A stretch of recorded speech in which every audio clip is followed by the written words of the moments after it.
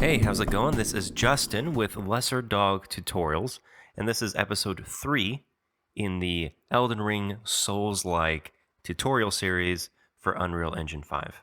So, in our last episode, we kind of just implemented the ability system. We're going to do a little more C++ stuff in here, but not too much. What we'll be doing in this video is just implementing the new input system and removing any sort of input that was or that is currently on the player. So the first thing that we want to do is open the third person character blueprint. And we're going to be removing this camera boom and follow camera, but these are placed on here through C++. So when we remove it from the C++ file, these will be removed. So we want to duplicate these. So if you just right click and duplicate both of them, and make sure that the duplicated camera is under the duplicated camera boom, we can compile and save. And then what we're going to do is close out of Unreal and open the Visual Studio solution. All right, so now that the Visual Studio solution is open, we're going to want to remove a lot of this stuff. But instead of removing it, we're just going to mark it out because we want to be able to reverse this if something goes wrong. So in the we can actually close, if you have the attribute set, close that. So we just need the character, rune retriever character, header file and CPP file open. So in the header file, we don't need the camera boom. We don't need the follow camera. And then down here in the public section, we don't need this turn rate gamepad. And then we have this whole protected section, which is a lot of input stuff. So we'll remove the protected line, move forward, move right, turn at rates, look up rates, touch started, touch stopped. Also this protected here and this virtual void here, and then these two functions in the public section. So once all of that is marked out, we can save it. And then the CPP file. Up at the top, we have some includes we don't need, like the camera component, capsule component, input component, character move component, controller, and the spring arm component at the bottom. And then we have a lot of stuff at the top here. So inside this function, we're going to do a / and asterisk, and then you can remove the second one. And then we'll go down to right after the follow camera, and we'll do the asterisk / and then it removes everything in there. So all we have is the ability system and the attributes. We'll keep this the same, possessed by, player state, initialize attributes and give default abilities. And then we have this input section all the way down. So we'll remove that too. So we'll just add / asterisk, and then at the very bottom asterisk and /. So if you save everything, then we can try to see if it'll run.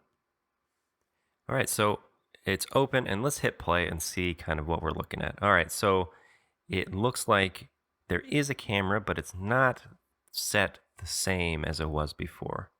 All right, so let's do some changes to these and get them working how they used to. So if you selected the camera boom, we're just going to remove that one at the end, and then we'll actually remove the one on the follow camera also. And we can add a space between these words.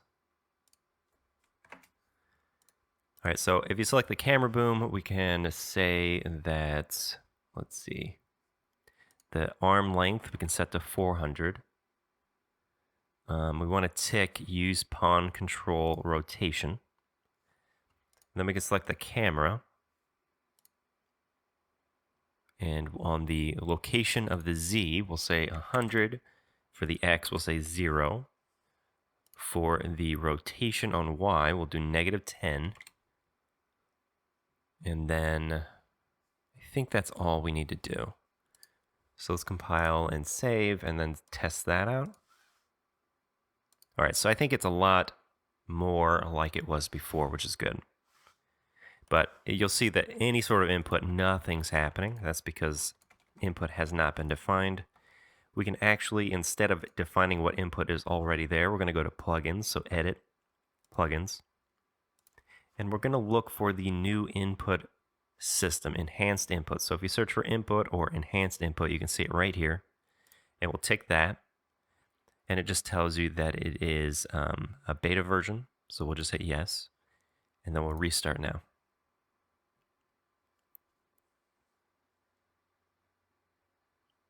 Now it's going to open without going through the Visual Studio solution, but that's okay.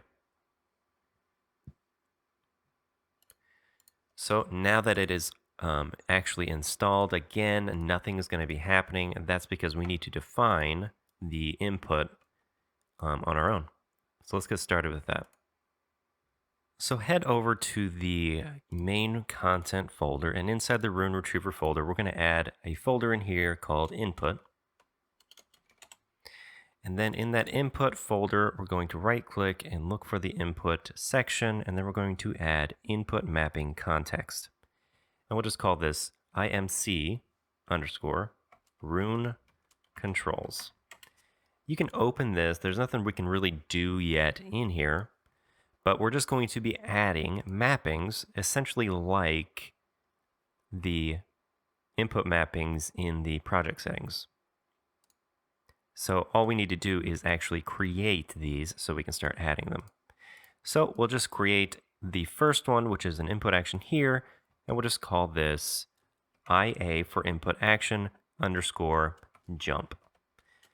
So now we have this jump, and if we were to open up the Rune controls, we could find jump right here, and then you can see here there's a keyboard where you can select that and then press the button that corresponds with it, and in our case it'll be the space bar. But before we can actually put it into the player to get it to work, we need to go to the project settings, and if you go to the input section down here in the default classes area, we have this default player input class, and it is on the old player input using the old input component. We need to switch this to enhanced player input and enhanced input component. With the enhanced input now operational, let's head over to the third person character and try to implement the jump. So here in the event graph, just right click and we're going to look for jump. You can see there is an action event, but that's not what we want because that is actually the old one. We want enhanced action events IA underscore jump. We first want to check if we're grounded. So if we get that character movement component, we can say is falling, and then we can branch from that. So when this is triggered, I believe, that's when we check to see if we're falling. And if it's false, meaning we are not falling and we're grounded, then we'll just do temporarily a print string that just says jump. So once that is filled out, all we need to do is assign the actual input system to the player. So I'm just going to drag these over. And what I'm going to look for is get player controller. And then from that, I'm going to get the enhanced, right here, get enhanced input local player subsystem. And then we're going to add mapping context. And then we just hook this up to the begin play. And what we want to do is just assign the mapping context here.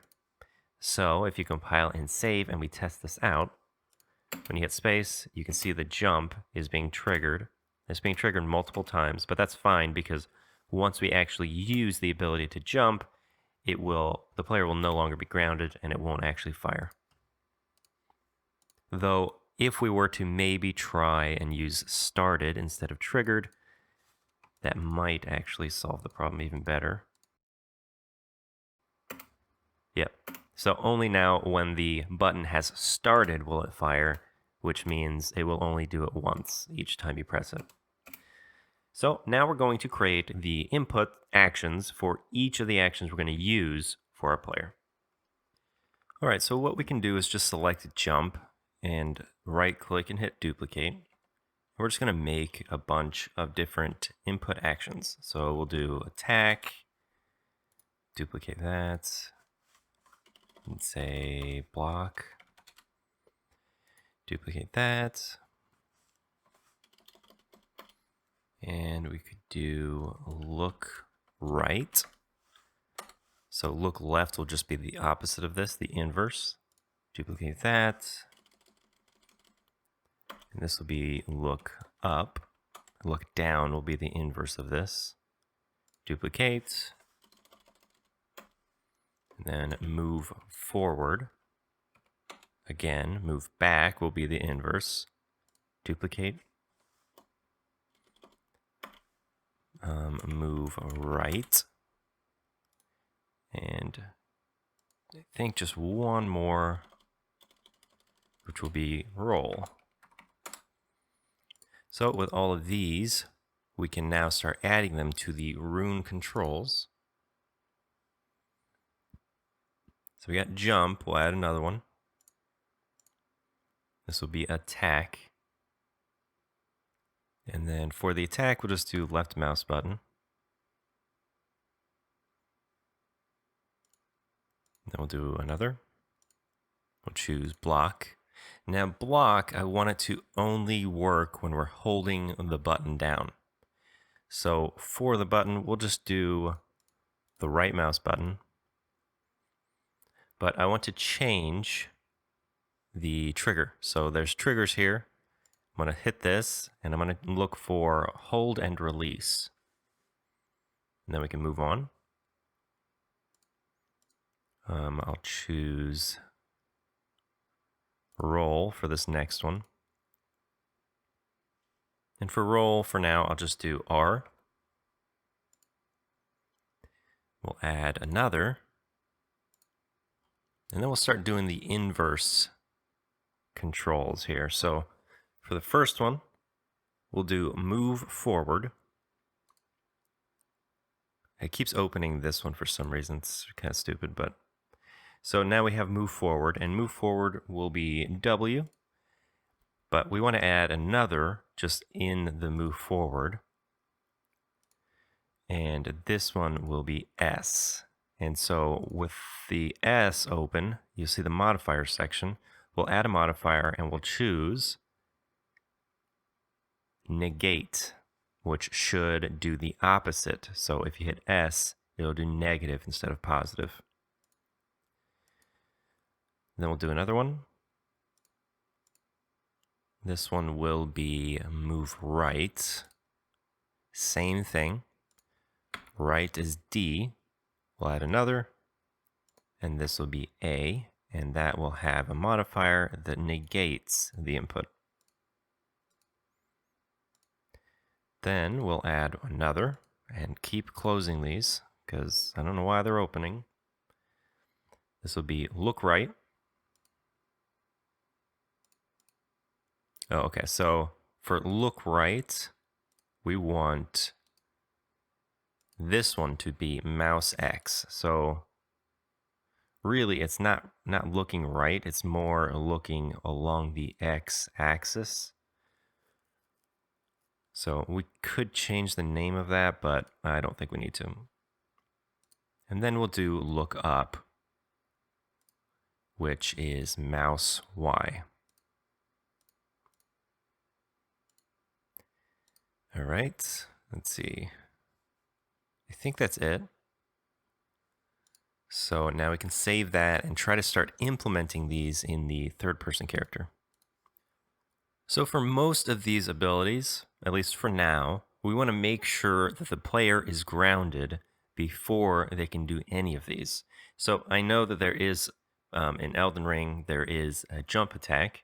We can implement that if we choose later, but for now, I just want to make sure that these are all only being fired when we're grounded, because when you're jumping, I don't want you to roll, I don't want you to attack, I don't want you to block. So if we're going to be reusing this check to see if we're grounded, then we're just going to create a macro that we can reuse. So I'm just going to call this IsGrounded, and then inside, I'll call the input in, and then for the output, I'm going to add 2. For some reason, oh, I see. So I'm going to add another output. also an exact pin. And for the bottom one, I'm just going to say not grounded. And for the top, I'm going to say grounded. So we'll need to make sure that is falling, which means not grounded. False, we're not falling, that means we're grounded. True, we are falling, that means we're not grounded.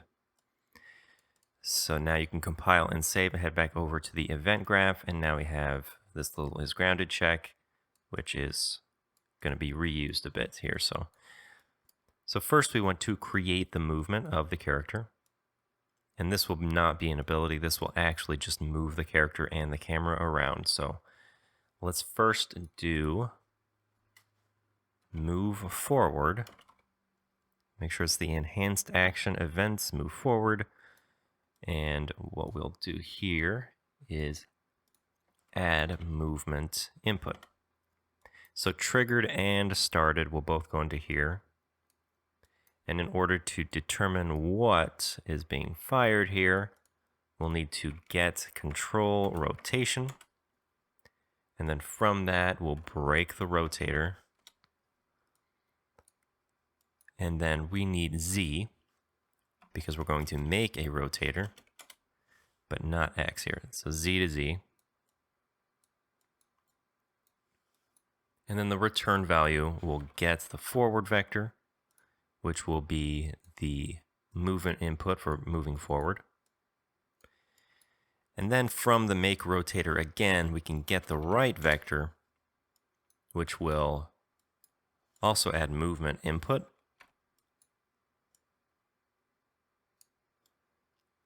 But this will be the move right. So triggered and started our move right. But we also want to get the scale value. So these are actually, we're going to change these a bit. So if we compile and save and head back over to our move forward and move right, we want to change this to be a axis 1D float. So make sure that that is set on move right and move forward, because we need to know how much we're moving, not whether or not we're moving. So with the action value now available, because it's the 1D, we can just bring that right into the scale float right here, and that actually should move our character. Let's see if it does. All right, so it's finally loaded, and now we are moving around just like we should. Well, sort of like we should. Next, we want to have the mouse input, and this is actually going to be way easier. So we're looking for look right, and then we're also looking for look up. And all we're doing is add controller yaw input for the top one. So triggered goes in there. And again, we need to make sure that these are axis 1Ds. So let's go ahead and get that going. So look right is an axis 1D, save that. And look up also is an axis 1D. So after you add the controller yaw input using look right, we want to add the pitch input from triggered to the look up function there. So we'll just comment this and say mouse input, change the color. And then we can comment all of this to be movement input.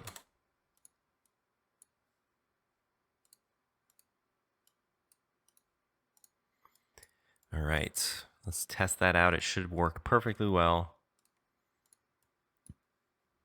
There you go, except for the pitch is reversed. So we could actually fix that by saying it has a modifier that negates it. So it's reversed. Let's see if that works. There you go. Way better. So you'll probably notice when you hit play and you run around as the character, they slide back and to the side, and they aren't turning to face the direction they're moving. So we can fix this actually pretty easily. If you open the third person character, select the top part of the hierarchy, which is the class defaults, and if you search for rotation, you can see this use controller rotation yaw. You can turn that off, then select the character movement and it will still search for rotation. And what we want is this orient rotation to movement. And then if you check that and hit play, now the character will move in the direction that the input is. However, the turn is pretty slow, so we can speed that up a smidge. We'll just select that character movement again, and then instead of 360, maybe we can try 500 and test that out. Still pretty slow. I'm going to go a lot higher. I'm going to say 800.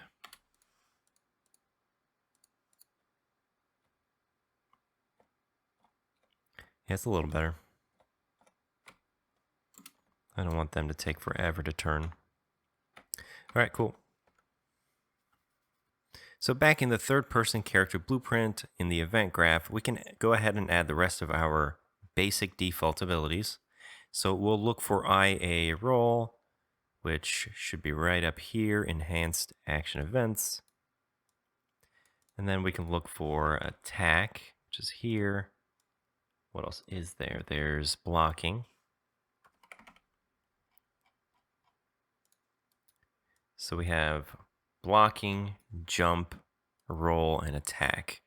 So we want to, again, we're checking if we're grounded for all of these. So the roll would be triggered. And then if we're not grounded, we're going to temporarily print string and say roll. And then for this, attack, and for block, we're triggered. But for block, we also want to say ongoing. So we'll just add these print strings real quick. This would be attack. This would be block. Okay, so for block, we want ongoing because it's going to be when you're holding the actual button down, that's when you're blocking. And then what we want is to say that when it's completed, we'll do another print string. We'll say done blocking.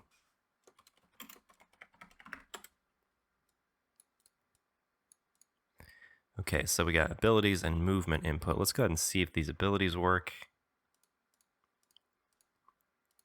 All right, I'm attacking. Rolling is not working.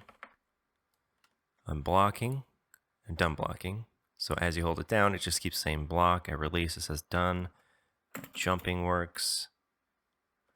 Now, I don't know why rolling's not working. Oh, I have it set up to not grounded, that's why. All right, rolling, attacking, jumping. And you know what? I could just switch these all to started because, well, no, I'm going to keep it on triggered just in case because I know this stuff works. And why change it? Okay. So now we have the input in the actual player. So we could probably go over to the C++ file and delete all of the stuff we commented out in order to keep things organized. So I'm just going to close this. And then over in the C++ file, I'm going to delete all of this.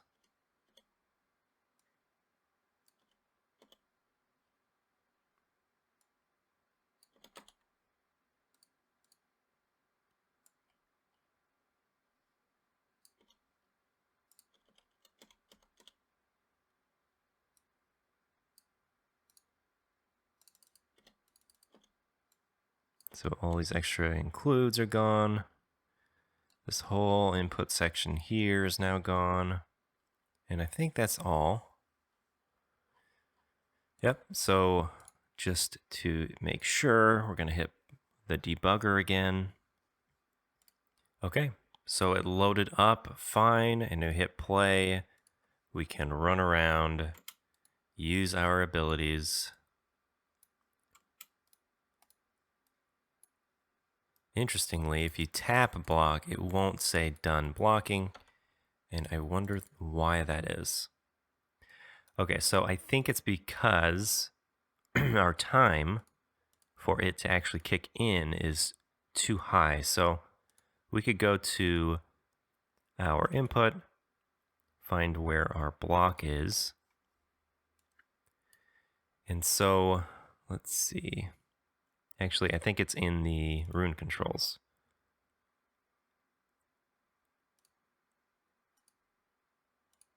Okay, so if you drop down the hold and release, you see the hold time threshold is 0.5. We actually should remove or lower that dramatically so that even tapping it, it's still going to register that we released it. So I'm going to set it to something really low, like 0.005. And I'm going to do that for both of these. Hit save and see if that works. Yep. So even tapping block will do the done blocking trigger here. Cool. That's going to do it for this video. Keeping things short. We are now going to start implementing the actual abilities. So the character will do the things that we tell this character to do. And so that probably will be divided up so that each ability we add is going to be its own video. So if you like this video, please hit like, please subscribe, and I'll see you in the next one.